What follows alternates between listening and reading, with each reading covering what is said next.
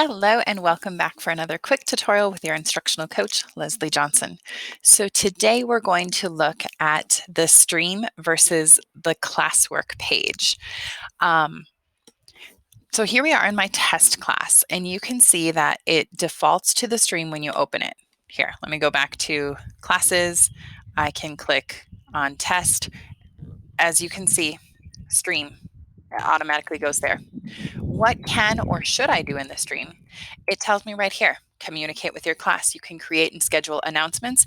You can respond to student posts, those kinds of things. You can reuse posts. Now I'm actually going to go to another classroom to show you. I use the stream to just post quick things. So here I've shared a link, an assignment automatically goes into the stream. I had another video, but when I go to the classwork page, this is where you are going to be posting assignments and things that you want to organize.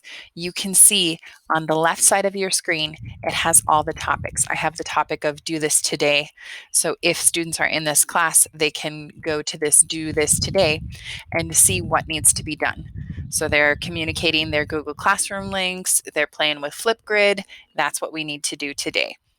Now, if they want some self-paced learning over here in the topics, they can click on that, and that's going to take them to that section of the classroom so they can see some other self-paced learning options.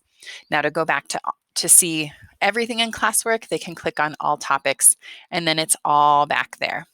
So if you want something to be easily accessible later because it was like things they have learned in the past, different weeks. Like here I have resources, here I have done things that we had as assignments before and now they're over and done with.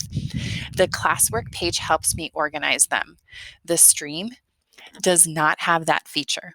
The stream will tell me about upcoming things, upcoming assignments that are due, but it does not let me search for something that I had shared before. So that's really the difference between classwork and stream. I like to use the stream for announcements and things that people might need now and not necessarily later. So just something to think about as you start organizing your Google Classroom. Thanks for watching.